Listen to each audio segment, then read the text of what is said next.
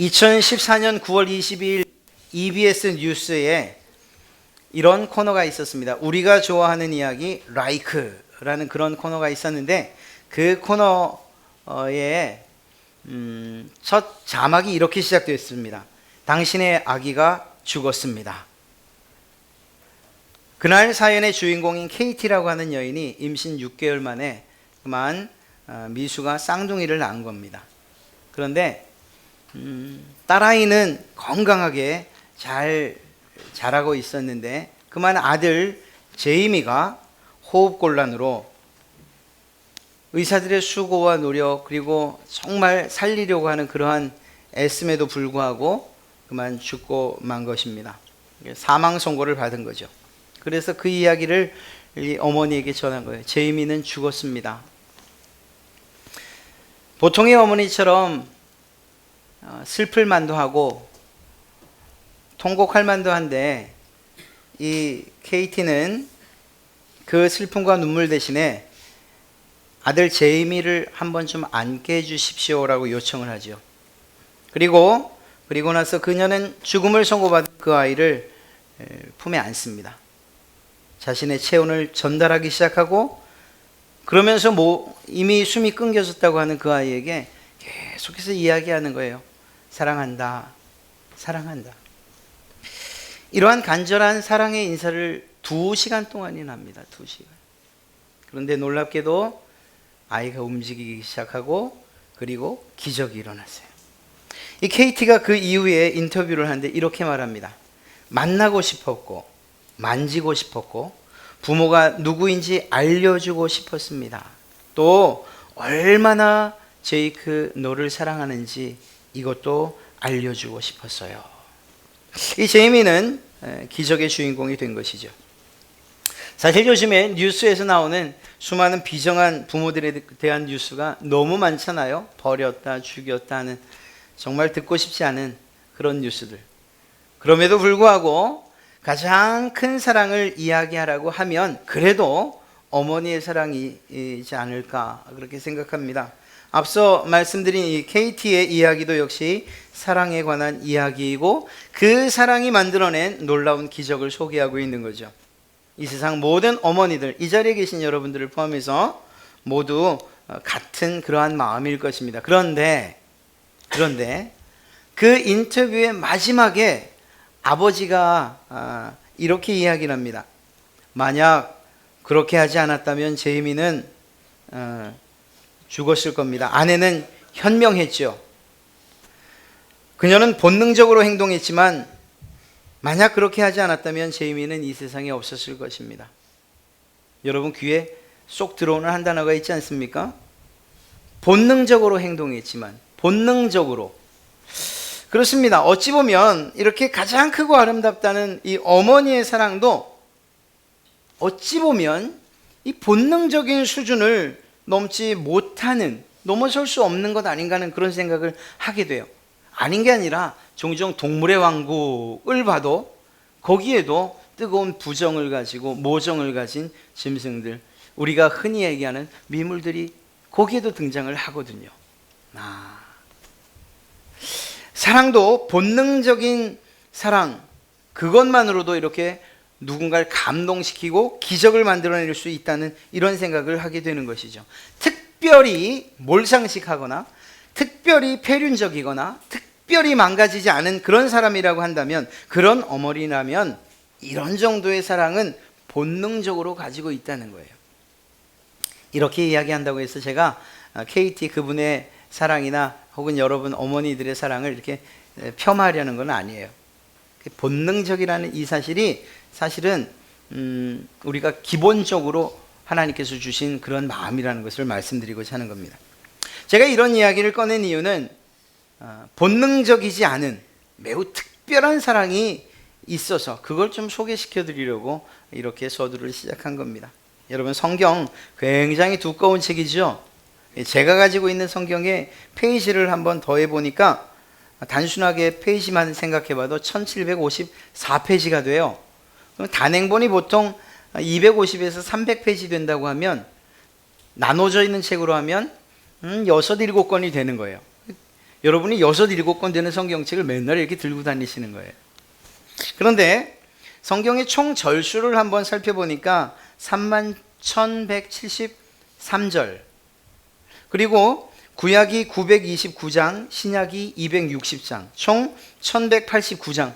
굉장히 많아요, 굉장히. 그런데 이렇게 방대한 성경의 이야기를 아주 그냥 누르고 눌러서, 마치 참기름을 쪽 짜내는 것처럼 그렇게 누르고 눌러서 가장 중요한, 가장 핵심적인 내용을 담고 있는 성경 구절을 하나만 이야기해라 라고 한다면, 그러면 어떤 성경 구절을 이야기해야 될까요? 혹시 여러분 생각에, 여러분 마음에 번뜩 생각나고 마음에 와닿는 그 구절이 있으십니까? 없으셔도 상관없어요. 제가 말씀드리죠. 그 말씀은 바로 오늘 여러분과 함께 읽은 요한복음 3장 16절 말씀이에요. 이게 성경의 핵심이고 성경의 엑기스라고 할 수 있는 거예요. 하나님이 세상을 이처럼 사랑하사 독생자를 주셨으니 이는 그를 믿는 자마다 멸망치 않고 영생을 얻게 하려 하심이라. 아멘. 바로 사랑에 관한 말씀입니다. 그런 면에서 하나님의 사랑, 이 성경은 우리를 향한 하나님의 사랑의 이야기로 가득 차 있는 그런 책이라고 이야기할 수 있는 것이죠. 놀라운 것은 단지 사랑에 대해서 이야기만 한 게 아니에요. 그냥 기록한 것만이 아니에요. 그게 아니고, 다시 말하면 이 성경은 사랑과 개론책이 아니라는 거예요. 그게 아니고 이 성경에는 사랑의 실체가 담겨 있고, 그리고 실제 일어났던 기적이라고 불릴 만한 일들이 아주 가득 기록되어 있다는 것입니다. 제가 한 가지 물어볼까요? 여러분, 기적이 뭐죠? 기적? 기적. 뭐라고 딱히 말할 수 없는데 그런 거요. 예. 이 기적이란 뭘까요? 그거는 이 자연의 법칙을 거스르는, 도저히 상상하지 못했던 일, 우리의 상식이나 혹은 어떠한 과학적 사고를 아주 부숴버리는 그런 일들을 기적이라고 해요. 그런 면에서 볼 때 성경은 이런 기적들로 가득 차 있는 책이죠. 홍해가 갈라지죠. 여리고성이 무너져요. 말도 안 되는 소리라고 말하지만 그러나 그 일이 성경에 기록되어 있어요. 하늘에서 불이 내려오기도 하고요, 강물이 온통 피가 되기도 하고, 메뚜기 떼가 한 나라를 완전히 휩쓸어 버리기도 하고, 이러한 이야기들로 성경에 가득 차 있습니다. 예수님에 관한 이야기를 할 때도 이 기적의 이야기가 빠지지 않아요? 첫째로 처녀의 몸에서 났다는 말도 안 되는 것 같은 그런 일, 그래서 기적이라고 하는 거예요. 그분이 하신 많은 일들, 예를 들면 병자를 고치죠, 귀신을 내쫓기도 하죠, 심지어는 죽은 자를 살리는 이런 일도 하죠. 이게 기적이 아니면 도대체 무엇이 기적일까요? 바다 위도 그러셔요. 풍랑이 아주 강하게, 그래서 배를 뒤집어 버릴 것 같은데 그 풍랑을 향해서 잠잠하라 명령하니까 그 예수님의 말씀에 모든 파도가 잔잔해져요. 이게 기적이죠. 뿐만 아니라 보리떡 5개와 물고기 2마리로 5,000명이나 더 되는 사람들을 먹여요. 그것도 남자 장정만. 남은 그 부스러기가 12광줄이 가득했다고 이야기하고 있습니다. 더 놀라운 기적이 있는데요. 그게 뭔가 하면 예수님께서 죽으셨어요. 이 죽는 이야기로 끝나면 기적이라고 말할 수 없죠. 왜냐하면 기적과 상관없는 우리들도 다 죽으니까. 혹시 우리가 죽지 않는다면 그거야말로 기적이죠. 그런데 예수님도 죽으셨어요. 이건 기적이 아니었는데 3일 만에 다시 그 죽음으로부터 살아나셨어요. 이것이 기적인 것입니다. 그렇게 다시 살아나신 주님께서 하늘로 올라가셨고, 그 언젠가 여러분과 저를 이 땅에서 다시 데려가시려고 영원한 천국으로 인도해 가시고자 다시 이 땅에 오신다는 거예요. 이게 기적 아닙니까? 이것이 기적인 거예요. 그런데 한번 가만 보세요. 이러한 기적들이 베풀어질 때마다 사실은 그 사건, 놀라운 사건만 있었던 것이 아니고 그 속에 숨은 무엇인가가 있다는 거예요. 예수님께서 왜 병든 사람들을 고치셨을까? 예수님께서 왜 안진뱅이를 고치시고 왜 예수님께서 죽은 사람을 살리셨을까? 왜 예수님께서 그들을 먹이셨을까? 성경 말씀을 가만 보면 그 안에 이런 표현들이 있어요. 긍휼히 여기사, 불쌍히 여기사, 이런 말들이 있어요. 예수님께서 그 기적들을 베푸신 것을 보면 그 마음에, 그 내면에 그 사람들을 사랑하는 마음이 있어서였다라고 해도 틀린 게 아니에요. 그러니 예수님의 그 기적은 결국 사랑으로부터 시작된 것이라고 이야기할 수 있는 것이죠. 제자들뿐만 아니라 그 당시에 고통받는 많은 사람들, 그 백성들을 향한 뜨거운 사랑이 그들에게 기적으로 나타난 거예요. KT 그 엄마가 죽은 아이를 보듬고서 사랑한다 사랑한다라는 말을 수없이 되뇌이며 2시간 동안 품고 있었을 때 그 사랑이 기적으로 나타났던 것처럼 그보다 더 놀라운 기적으로 예수님의 사랑이 나타난 것이에요. 이 정도면 또 어떤 사람들은 또 이렇게 얘기할 거예요. 아니 그러면 하나님 자기가 만들었으니까 책임져야지, 뭐 그 정도도 안 해주시려고 그랬나? 네, 그렇게 말하실 수도 있어요. 그런데 이것이 단지 성경에 나타난 나와 상관없는 일들이라면 그렇게 말할 수 있는데, 더 놀라운 기적이 있어서, 더 놀라운 사건이 있어서 우리는 그것을 하나님이 그저 알아서 하시는 것이 책임지셔야지 이렇게 말할 수 없는 겁니다. 그것이 무엇입니까? 세상을 창조하신 그 하나님께서 자신이 만들어 놓은 그 인간들의 몸으로, 그 모습으로 이 땅에 오셨다는 거예요. 그 사람들을 사랑해서 그 사람의 몸으로 그 사람을 구원하시기 위해서 오셨다는 거죠. 모든 인간은 죄와 상관없이 태어났어요. 하나님께서 그렇게 만드셨어요. 깨끗하고 거룩하고 순결하게. 그런데 이 아담과 하와가, 우리의 조상되는 이 아담과 하와가 하나님의 말씀을 어기고 죄를 지었단 말입니다. 그 죄로부터 인해서 죽음이 왔고 고통이 왔고 형벌이 온 거예요. 아주 원망스러워요. 나중에 혹시 천국 가는데 아담하고 하와가 있으면 한번 멱살을 잡고 따져볼 생각이에요. 왜 그걸 못 이겼냐고. 남자가 돼가지고 말이야. 그렇게 해볼 수 있을지는 정확히 모르겠어요.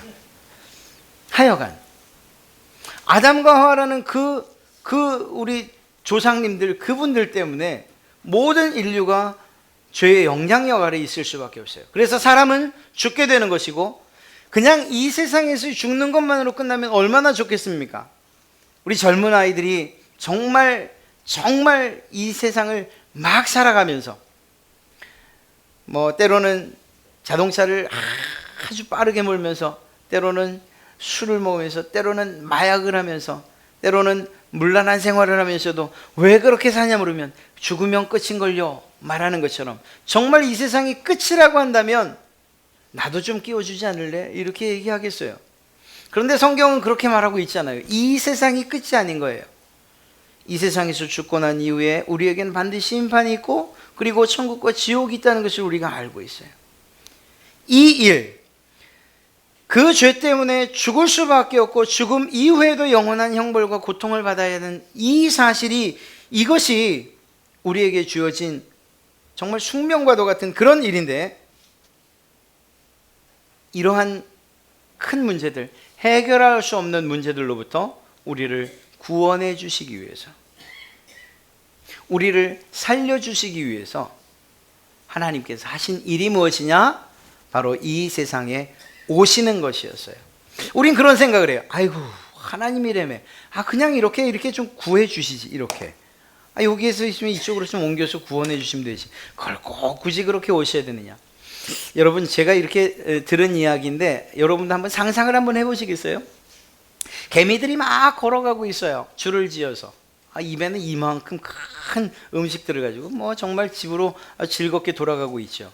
그런데 그만 비가 와서 그런지 길 하나가 훅 파였어요. 이 개미들이 어디로 가야 될지 모르는 거예요. 막 우왕좌왕 헤매고 있어요. 우리 아까 왔던 그 길이 아닌데 이거 도대체 어떻게 돌아가지? 그런데 그 상황을 보던 제가 너무 개미가 불쌍해서 정말 너무 불쌍한 거예요. 너무 불쌍해서 야, 얘네들을 좀 구해줘야겠다 싶어서 그 개미 한 마리를 이렇게 집어가지고 이렇게 옮겼다고 한번 생각을 해보세요. 저는 개미를 구원한 것이 맞습니다. 제겐 그런 능력이 있으니까. 그런데 개미 입장에서 한번 보시겠어요?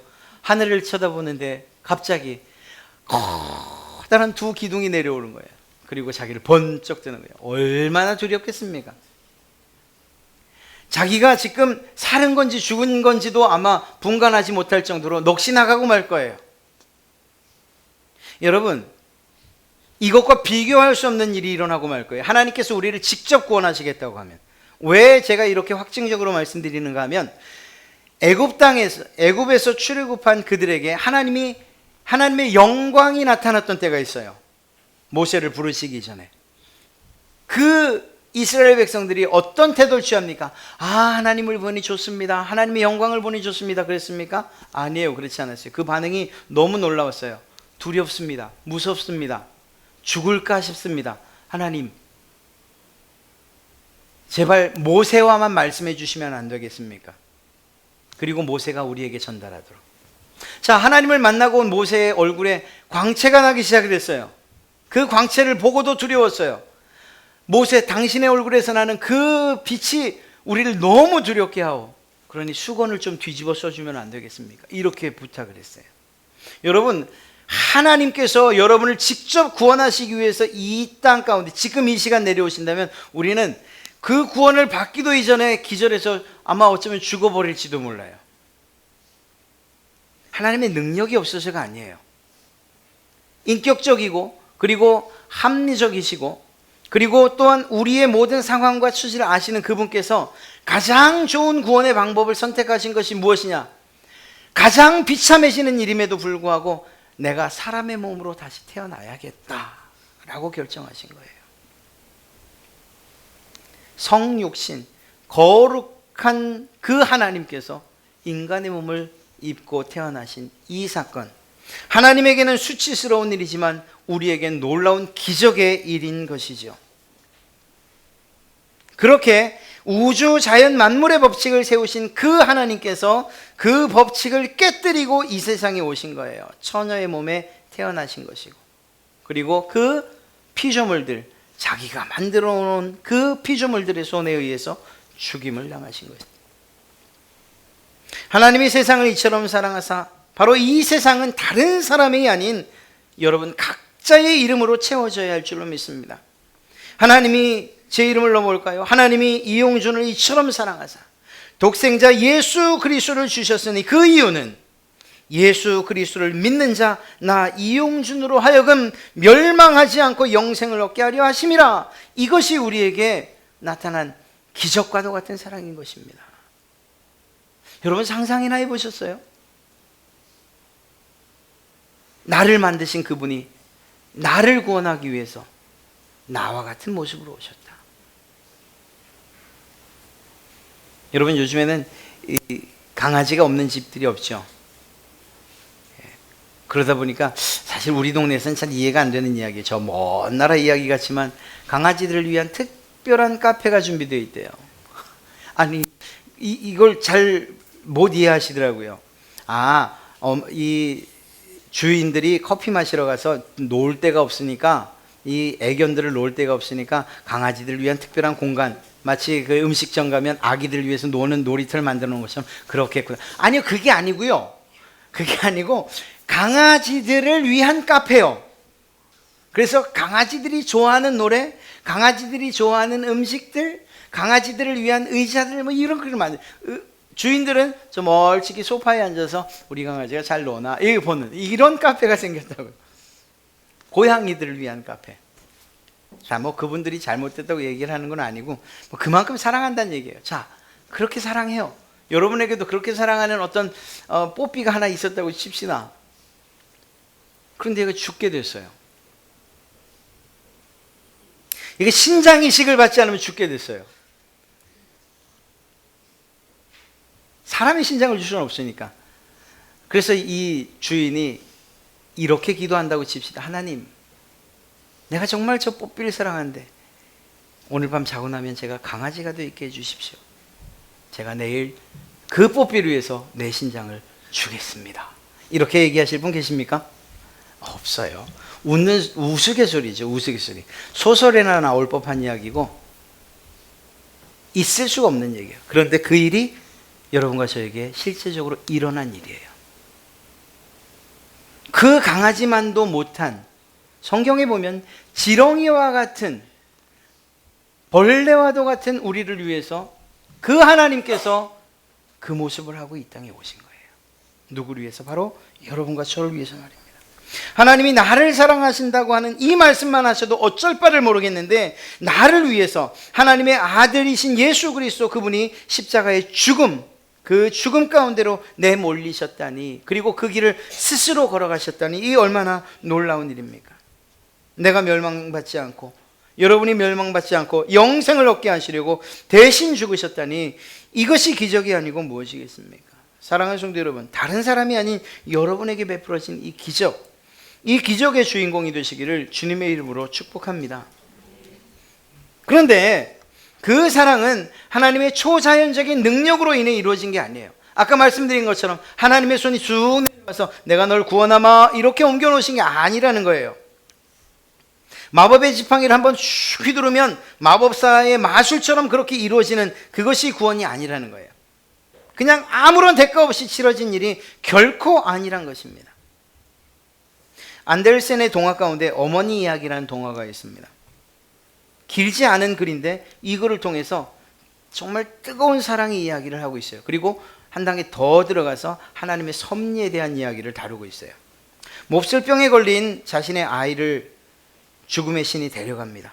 이 죽음의 신을 찾아가서 아이를 살려달라고 그 죽음의 신을 찾아가는 어머니의 이야기예요. 아이를 데리고 문 밖을 나간 그 뒤에 어머니가 따라 나가요. 그런데 그때가 밤이었어요. 이 밤이 이야기합니다. 밤. 그 어머니에게 어디로 갔는지, 내 아들이 어디로 갔는지 압니까? 내가 알지만 나에게 무엇인가를 해주지 않으면 내가 들어줄 수 없어요. 그리고 요구한 게 무엇인가 하면 당신이 아이에게, 그 아들에게 해줬던 모든 자장가를 나에게 들려주세요. 어머니가 그 죽음의 신이 어디로 갔는지를 알기 위해서 눈물을 흘리면서 그 모든 자장가를 불러요. 빨리 가야 하는데 그래도 이것을 해줘야 하니까 눈물을 흘리면서 그 자장가를 다 들은 밤이 이야기합니다. 저기 전나무 숲으로 갔습니다. 전나무 숲으로 들어갔더니 거기에 가시와 얼음으로 뒤덮인 장미가 있어요. 그 장미에게 묻습니다. 죽음의 신이 어디로 갔습니까? 내가 알려줄 수 있는데, 그런데 그냥은 안 되고 나를 꼭 안아서 날 좀 녹여줘. 그러면 내가 알려줄게.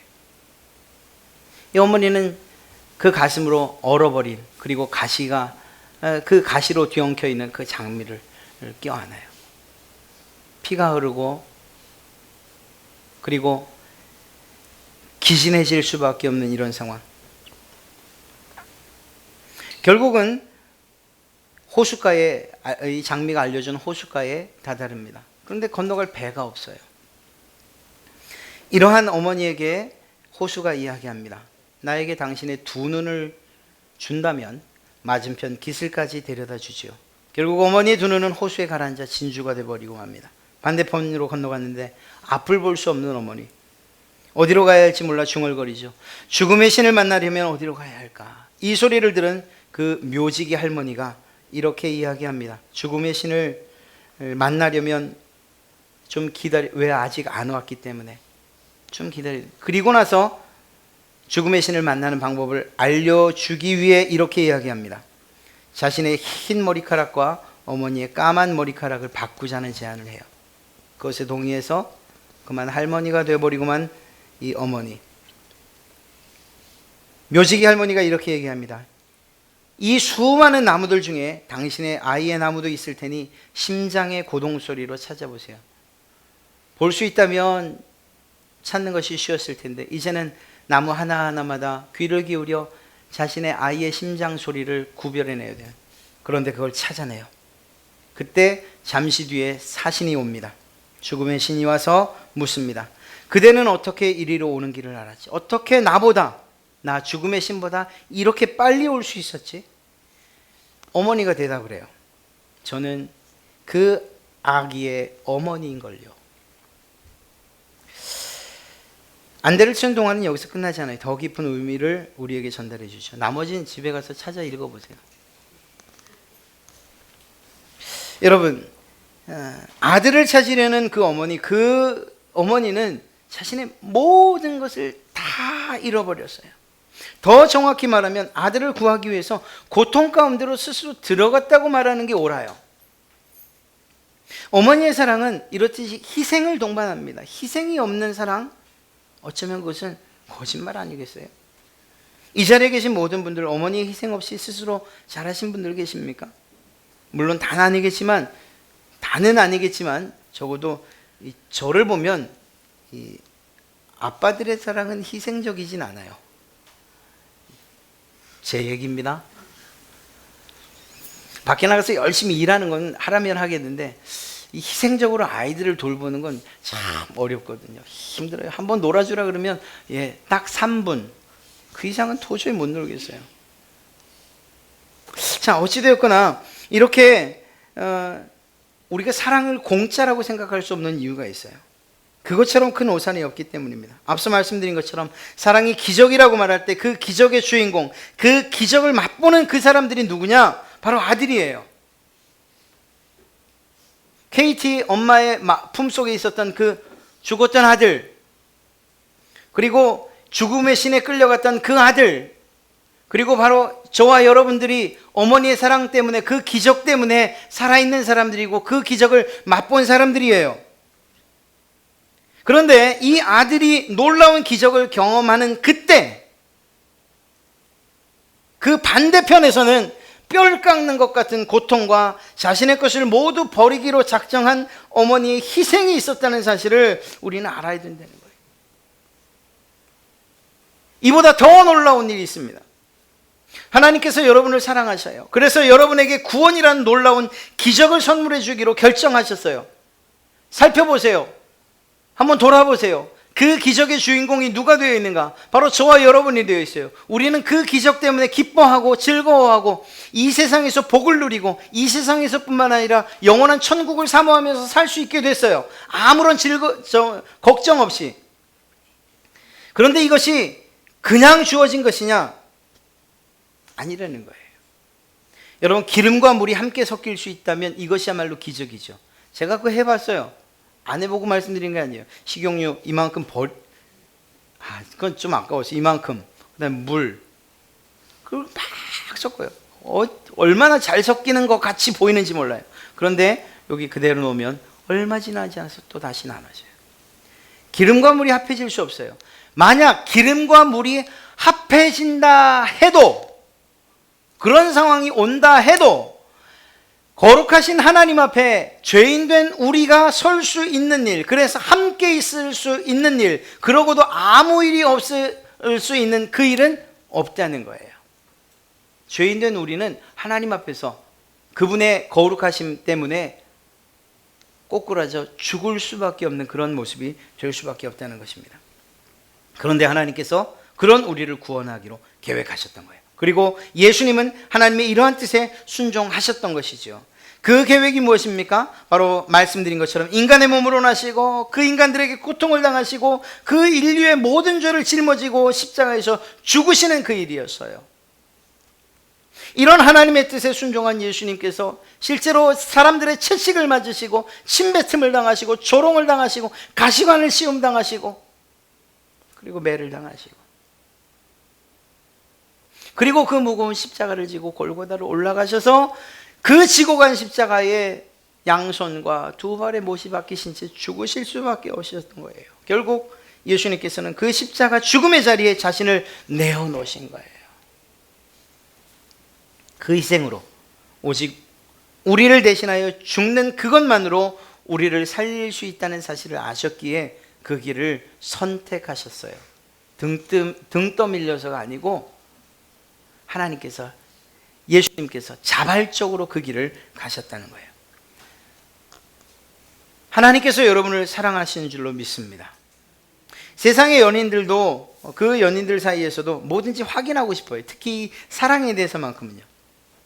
날 사랑해? 말해봐. 어서 말해봐. 사랑한다고 말 좀 해줘봐. 뭐 이렇게 얘기를 해요.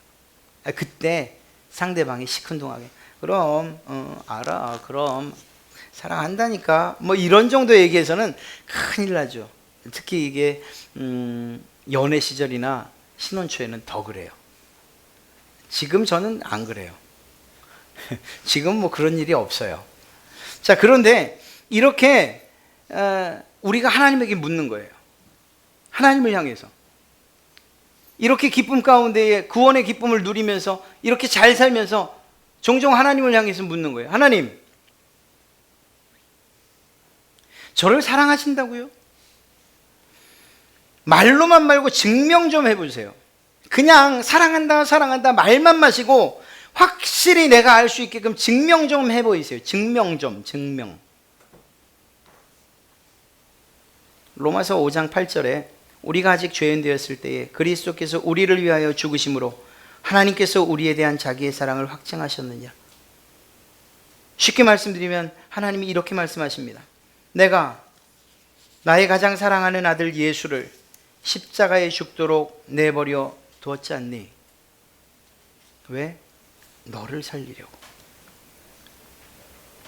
그때 넌 아무런 쓸모도 없었어. 죄인이었고 약하기 그지없었고 더더군다나 나와는 원수지간이었잖니. 그런데 그럼에도 불구하고 너를 살리기 위해서 내 아들 예수를, 그 아들이 십자가에 오른다고 할 때 난 막지 않았어. 이제 너에 대한 내 사랑이 어떤지 알겠니? 주님이 대답하시는 거예요. 하나님께서 우리에게 나타내 보이신 그 사랑은 충분히 확증되고도 남을 만한 그러한 사랑입니다. 하나님의 사랑은 창조주가 피조물의 몸을 입고 태어나셔야만 했던 그러한 기적 중의 기적이고, 그 하나님의 사랑은 예수님의 고통과 죽으심이란 그 희생을 통해서 우리에게 확실하게 증명되어진 줄로 믿습니다. 다른 사람이 아니라 바로 여러분을 위해서, 그리고 저를 위해서 이러한 기적과 희생의 사랑을 베푸신 분, 바로 예수 그리스도인 줄로 믿습니다. 사랑하는 성도 여러분, 잘 믿는 분도, 아니 오늘 혹시 이러한 사랑에 대해서 처음 들으신 분도 이 이야기가 거짓이 아니고 사실이라는 사실을 믿어주십시오. 오늘 말씀에 그렇게 이야기하고 있어요. 하나님이 세상을 이처럼 사랑하 독생자를 주셨으니 이는 그 다음에 무엇이라고 이야기하고 있습니까? 그를 믿는 자마다 예수 그리스도가 나의 구주이십니다라고 믿는 자마다 하나님께서 그를 멸망치 않고 영생을 주신다고, 선물로 주신다고 약속하고 계십니다.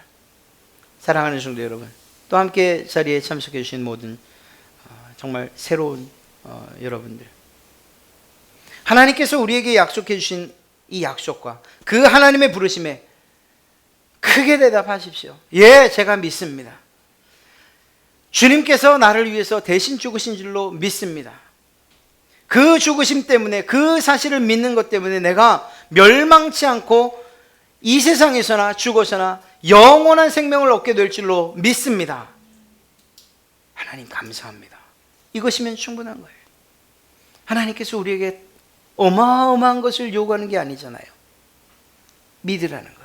그래서 내 아들이 되라는 것, 내 백성이 되라는 것, 나와 함께 영원한 영생 복락을 누리자고 하는 것, 이것이 하나님의 온전한 뜻이고 그 뜻의 전부이거든요.